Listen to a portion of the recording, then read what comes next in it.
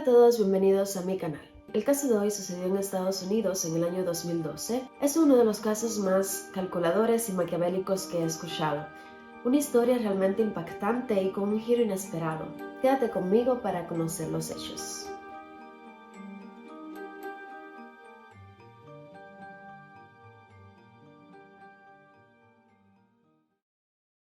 Uno de los protagonistas de este caso es Dave Krupa, nacido en Estados Unidos en 1976. Para el momento de los hechos tenía 35 años y trabajaba como mecánico en un taller de automóviles. Tuvo 2 hijos con su expareja Amy Flora, con quien nunca llegó a casarse, pero mantuvieron una relación de noviazgo por más de 10 años. En el año 2012 ambos deciden separarse y él se mudó a Omaha, Nebraska, ya que le habían ofrecido un cargo como gerente en un taller de automóviles. Tras la separación de la madre de sus hijos y luego de tantos años de relación, Dave decide explorar su soltería, por lo que pensó que abrirse un perfil en una página de citas sería un buen comienzo para conocer mujeres, pero sin buscar nada serio.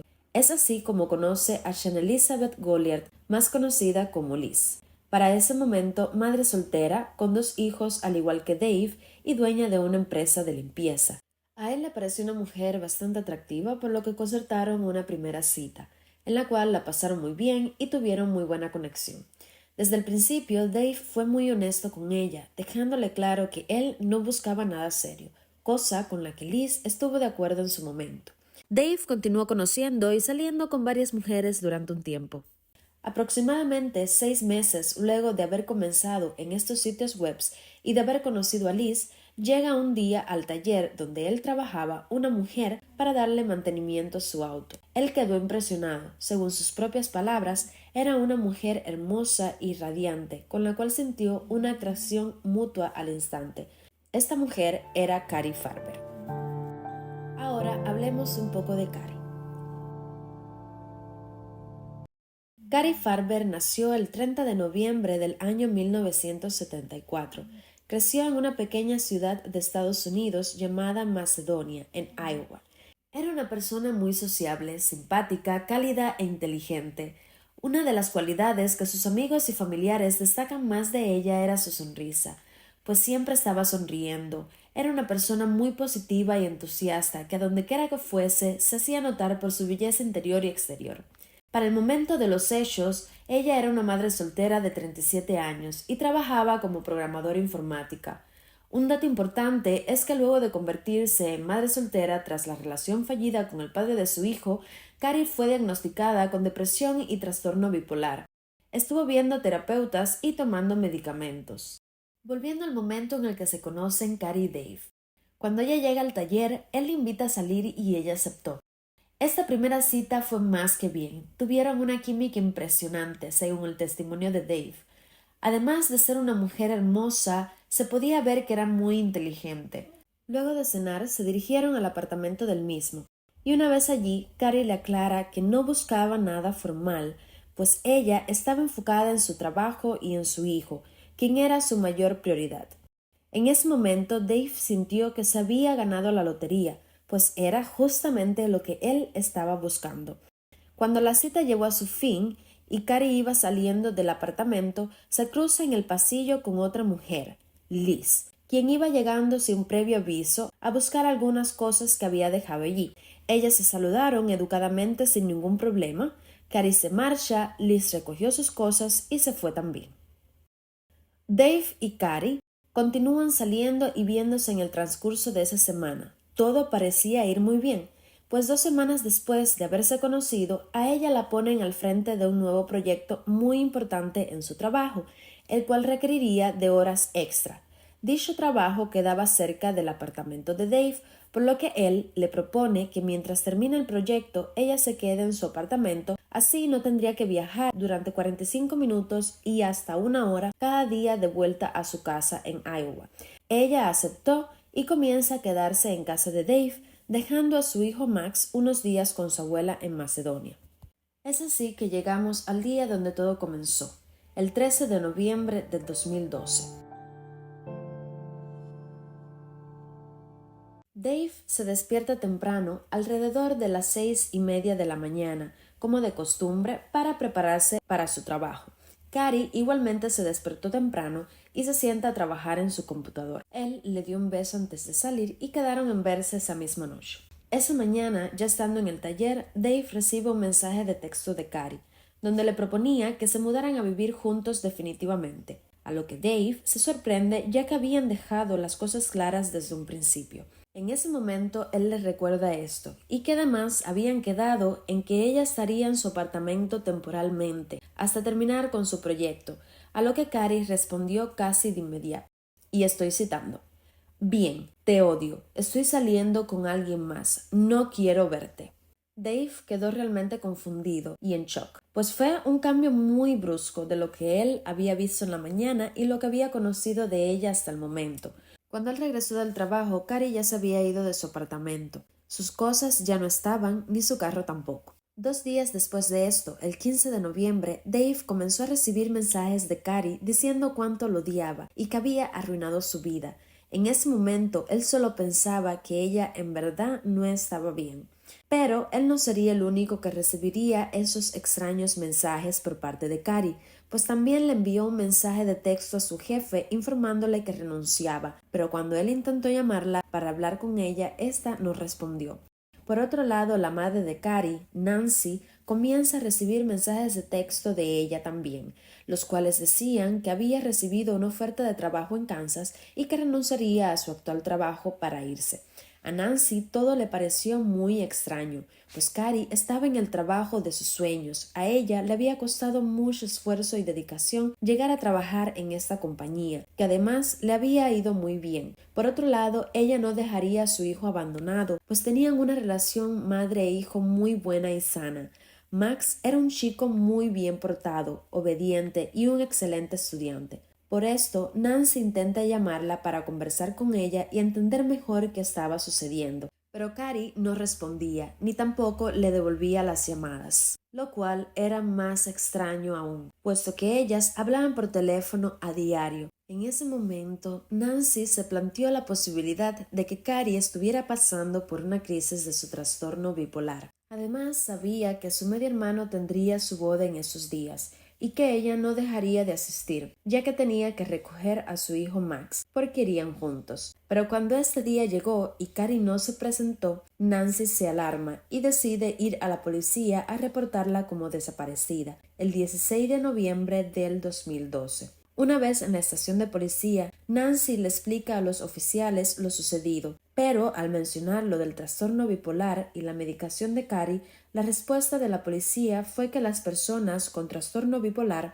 al dejar su medicación, suelen actuar de esta manera errática, a lo que Nancy intentó explicarles que su hija estaba muy estable y en un muy buen momento de su vida, que no había motivo para que ella decidiera abandonarlo todo. Sin embargo, ellos no tomaron el caso en serio, primero por su diagnóstico y segundo porque se trataba de una mujer adulta que seguía en contacto por medio de mensajes de texto con sus familiares y amigos. Mientras todo esto pasa, Dave seguía recibiendo cientos de mensajes amenazantes y correos electrónicos que indicaban que Cary estaba obsesionada con él. Liz se comunica con Dave y le hace saber que ella también estaba recibiendo mensajes de acoso, diciendo que se alejara de él, cosa que a ella le extrañó, pues para ese entonces ya se habían dejado de ver. Es ahí cuando Dave le explica que él también estaba recibiendo acoso de esta mujer con la que había salido. 10 días después de la desaparición de Cary, Dave recibe una llamada de Liz. Esta estaba súper asustada, pues alguien se había metido en su garaje y había escrito con pintura "Pu de Dave". Ella llamó a la policía e hizo el reporte. Luego de este suceso, Dave fue citado a declarar, y es en ese momento cuando él muestra los mensajes de acoso que también estaba recibiendo por parte de Cary, que la policía emite una orden de detención para Cary Farber. A todo esto, Nancy estaba ajena de esta orden de detención en contra de su hija, así como también desconocía sobre los mensajes de acoso que estaban recibiendo Dave y Liz, por lo que Cary estaba siendo buscada en 2 estados diferentes por distintos motivos.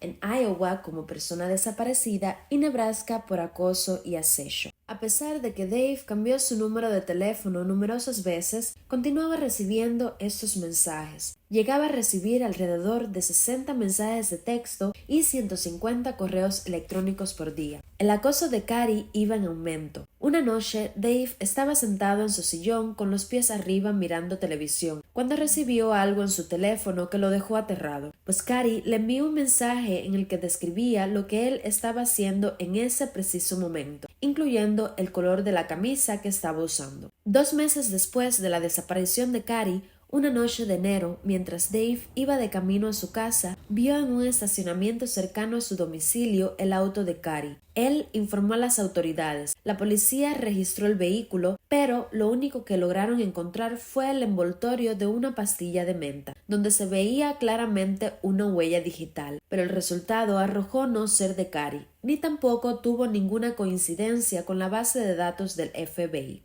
A medida que pasaba el tiempo, Cari se perdió de muchos eventos familiares, como su propio cumpleaños, el cumpleaños número 15 de su hijo, el Día de Acción de Gracias e incluso el fallecimiento y entierro de su padre. A pesar de todo esto, ella seguía activa en sus redes sociales. Su madre Nancy no dejaba de sentir que algo no estaba bien, pues aunque continuaba recibiendo mensajes de texto de su hija, le parecía extraño que por más que le rogaba que por favor respondiera a sus llamadas para escuchar su voz y confirmar que realmente era ella, Cari hizo caso omiso a las peticiones de su madre. Su hijo Max también recibió mensajes de texto de ella, diciéndole que se mudaría a Kansas a un nuevo trabajo y que una vez que ella se estableciera regresaría a buscarlo. Pero los meses pasaron y Cari no apareció.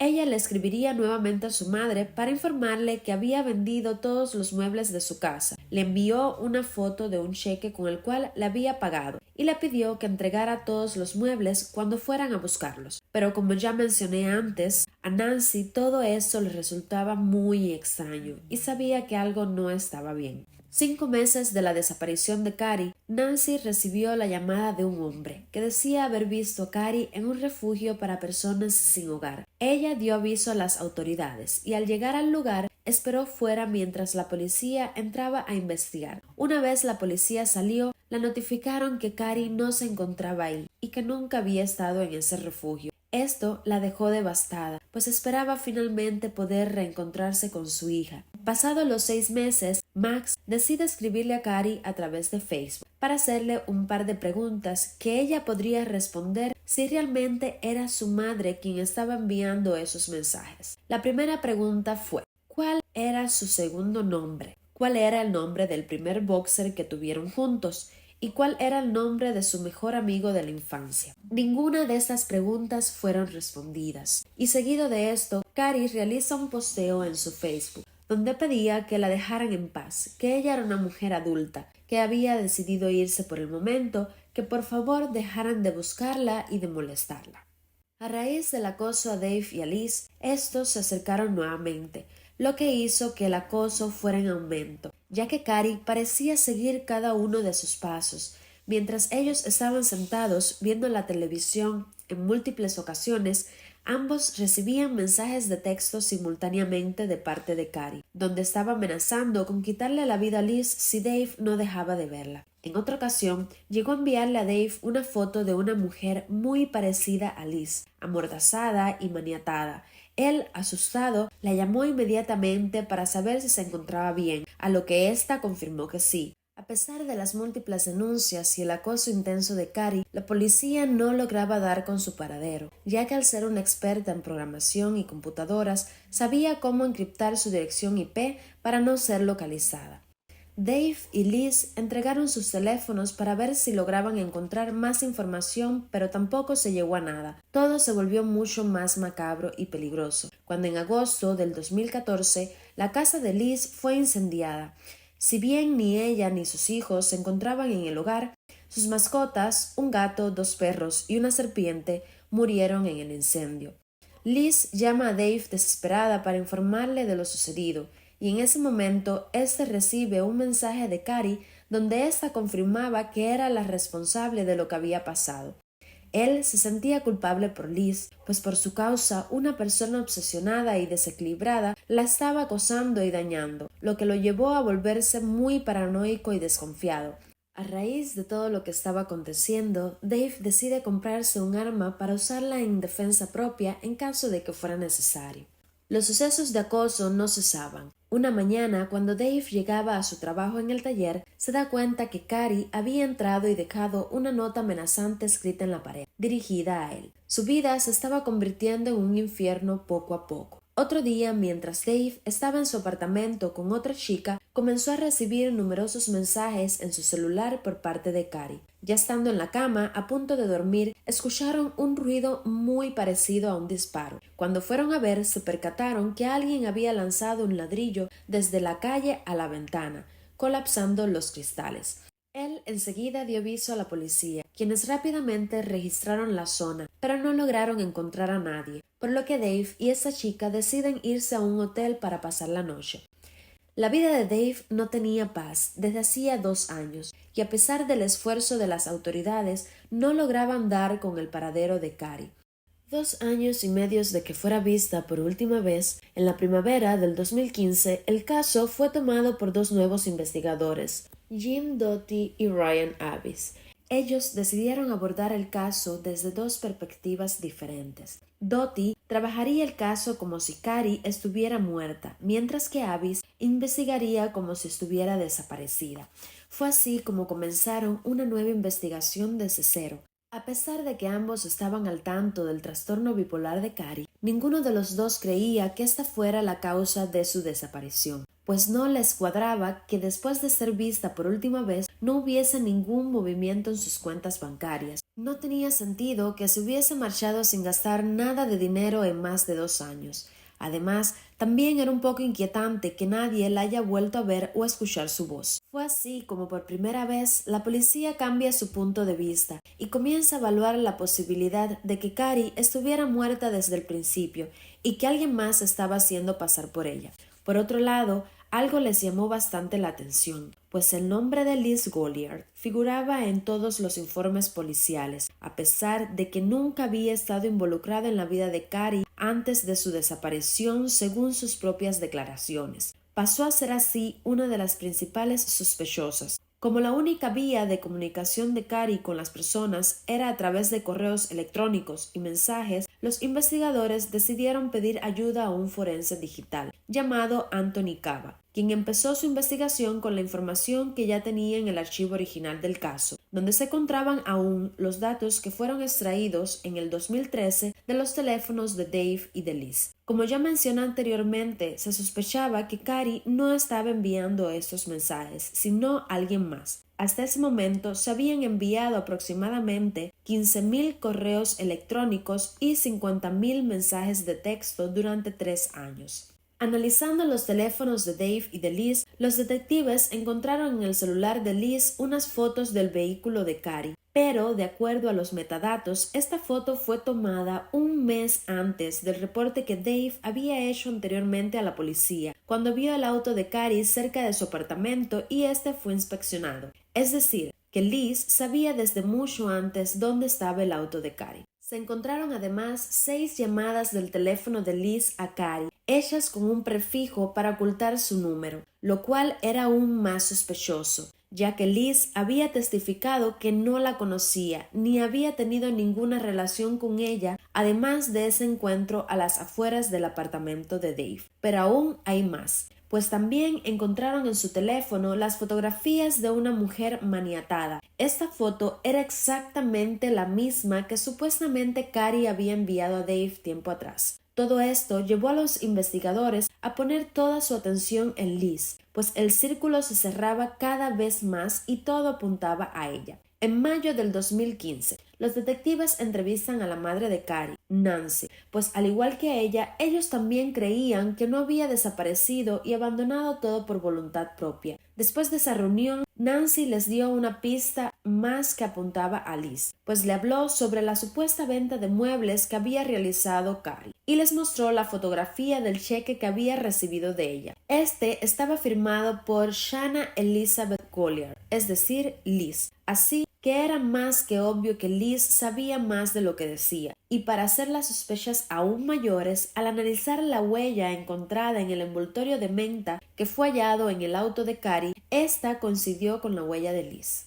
Mientras la investigación seguía en curso, Dave denunció la desaparición del arma que había comprado anteriormente en diciembre del 2015. Seguido a esto, Liz se dirige a la estación de policía a poner una denuncia de acoso en contra de la ex pareja de Dave, Amy Flora. Los detectives, que ya tenían todas sus sospechas puestas en Liz, usaron esta denuncia como excusa para entrevistarla sin darle a entender que sospechaban de ella. En esta entrevista, ella dijo que ahora creía que la persona que la estaba acosando por esos años no era Carrie, sino Amy Flora. El investigador le siguió su juego y le pidió su celular para descargar todos los mensajes y poder investigar más a profundidad, a lo que ella accedió. Durante la entrevista, ella mencionó que sabía que el arma de Dave fue robada, además de que conocía muy bien las características del arma y calibre. También afirmó que sabía que Amy había robado el arma. Ahí no quedó todo, pues justo al día siguiente, en la tarde-noche, el 911 recibió la llamada de una mujer informando que había recibido un disparo en su pierna mientras caminaba sola por el Big Lake Park. Y esta mujer era nada más y nada menos que Liz. En un principio le dijo a la operadora del 911 que no vio al atacante, pero luego dijo que era una mujer y que creía que se trataba de Amy Flora. Inmediatamente la policía comenzó la búsqueda de la sospechosa por todo el parque y los alrededores, incluso con helicópteros, pero no lograron encontrar a nadie. Esto resultó demasiado sospechoso para los investigadores, pues casualmente el día anterior ella mencionó el tema del arma y 24 horas después le disparan con la misma arma, por lo que rápidamente llegaron a la conclusión de que se había disparado a ella misma. Amy Flora fue absuelta ese mismo día, luego de comprobar que no tenía nada que ver con el hecho. Por otro lado, el forense digital comenzó el segundo análisis del teléfono de Liz y rápidamente descubrió que la mujer había registrado más de 30 direcciones de correo electrónicos falsas y que todas estaban a nombre de Carrie, con alguna que otra variación. Descubrió también que tenía una aplicación que permitía programar futuros mensajes de texto, lo que explicaría por qué recibía mensajes también cuando estaba con Dave. Cada vez estaban más cerca y más seguros de que Liz estaba detrás de todo, por lo que semanas después del incidente del disparo, los detectives la llevaron a la estación para entrevistarla nuevamente, pero sin revelarle aún sus sospechas. Ella continuaba insistiendo que investigaran a Amy Flora, sin imaginar que ella misma era la principal sospechosa. Fue así como los detectives crearon un plan. Le harían creer a Liz que creían en su historia y que necesitarían su ayuda para que Amy se incriminara a sí misma. Entonces le propusieron que se acercara para ver si le contaba qué había sucedido con Carrie. Regarding Carrie Farver, are you familiar with her? Barely even know her. Yeah. Ran into her one time. Okay. Just bypassing her, going into Dave's apartment to pick up my stuff. You had a pretty significant break in the case. Okay. There have been some remains that have been located. Okay. The initial indication is that these remains are Carrie. Okay. Is there anyone that you think would want to hurt Carrie? I didn't know her long enough to know if anybody wanted her. I was with him for 12 years. And she still goes in and out of his life all the time. So. Yeah. So you think she could have been the person that did some of that stuff to you? I'm just saying, as another person who would be possessive of Dave, it would be her. So, I mean, I wouldn't put it past her. I'm thinking if she was bold enough to go and then shoot you, okay, she could easily be bold enough to have done something to Carrie. We had messages from her saying, hey, I did this or I did that, I could easily start building that case. Right. If she made anything real threatening statement, inferred that she ever did anything to Carrie, because that's like gold to me. If we had... Liz rápidamente cayó en el anzuelo. Aceptó colaborar para sacar la información a Amy y pues en tan solo unos días se le hizo muy fácil fabricar correos falsos que supuestamente Amy le había enviado a ella. comenzó a mandarle estos mensajes supuestamente de Amy a los detectives, mensajes en los que ella le afirmaba que le había disparado en la pierna mientras caminaba en el parque. Pero los investigadores siguieron presionando a Liz para que consiguiera más información sobre qué había pasado con Cari, pues necesitaban más detalles antes de detenerla. Y otra vez Liz fabrica nuevos correos electrónicos haciéndose pasar por Amy, los cuales envió a los investigadores, donde Amy decía haber apuñalado 3 o 4 veces a Cari y que luego metió su cuerpo en bolsas de basura. Ellos quedaron asombrados con los escalofriantes detalles gráficos que se encontraban en dicho correo. El tiempo fue pasando y Liz comienza a molestarse al ver que no arrestaban a Amy. Los investigadores intentaron calmarla y explicarle que necesitaban más información para poder detenerla. Liz, desesperada, continuaba por suerte cometiendo más errores y unas horas después les envió más correos electrónicos donde Amy confesaba que le había quitado la vida a Cari en su propio auto. De esta manera, los detectives hacen un tercer registro al automóvil de Cari, pero esta vez el registro fue más profundo. Quitaron la tela del asiento del acompañante y al hacerlo descubrieron unas manchas rojas que luego se confirmó era sangre perteneciente a Cari. Liz fue finalmente llevada a un interrogatorio, donde la confrontaron con todas las pruebas que se tenían en su contra. Mientras Liz era interrogada, Avis y Dotis entraron al domicilio de esta con una orden de registro, donde encontraron varias pertenencias de Cari, como su carnet de conducir, su cámara digital y videocámara. Right now today, it's because you have a lot of questions that you need to answer for me. Her phone was at your house right after she disappeared. And I want to ask you how you can explain that to me, please. She's never been to my house. Your fingerprints are inside her vehicle. How would your fingerprints be inside her vehicle? I don't know, because I've never been in her car. You drove her car. No, I didn't. I've never been inside her car. I've never even been around her car. Ever. Your fingerprints are in there. No, I haven't. I'm not lying. I've never been around her car. I've never even seen it. For years and years, people have been sending emails under Cari's fictitious accounts. The IP addresses show up to whose house? Your house. I haven't had internet at my house. Why would you create all these emails? I haven't created any emails. All these have been coming from your No, they're not. house. And I'm not going to be accused of something that I didn't do. What do you think happened to Cari Farber? I don't know. I don't know if what Amy's saying is true. I don't know. Finger's pointing right at you. Then I'm done talking and I'm going to have my attorney.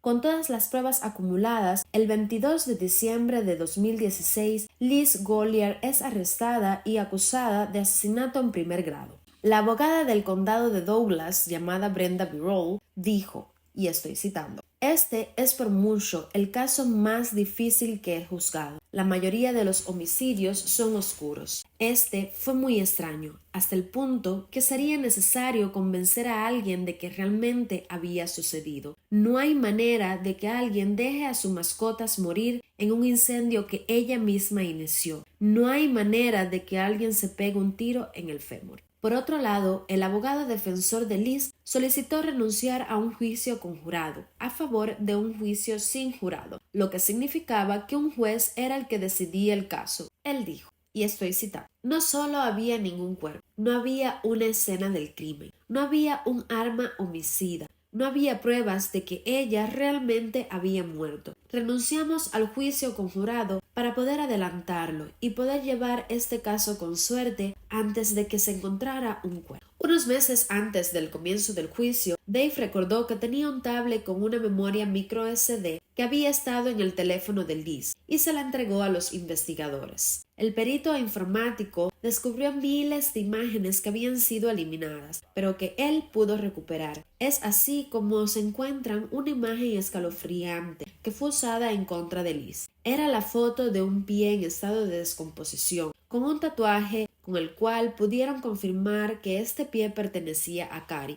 El 24 de mayo del 2017, el juez del condado de Douglas, Timothy Burns, declaró a Liz Goliar culpable del asesinato en primer grado y dijo: Cari Farber no desapareció voluntariamente. Muy tristemente fue asesinada. El tribunal concluye, más allá de toda duda razonable, que la acusada mató intencionalmente a Cari Farber, con malicia deliberada y premeditada. Hasta el día de hoy, Liz sigue sosteniendo su inocencia y jamás reveló dónde están los restos de Cari. El equipo de investigación que trabajó incansablemente para resolver la usurpación de identidad de Liz Goliar, el forense informático Anthony Cava y los investigadores Jim Doty y Ryan Avis decidieron establecer un fondo de becas para ayudar a los estudiantes interesados en tecnología en memoria de la víctima Cari Farber. Bueno chicos, hasta aquí la historia de hoy. Realmente un caso bastante impactante, como dije en un principio. Tristemente los restos de Cari aún no han sido encontrados, pues Liz, como ya mencioné antes, sigue insistiendo en su inocencia. Gracias por estar presente y por llegar hasta el final del vídeo. Nos vemos en la próxima historia. Que tengan muy buen día.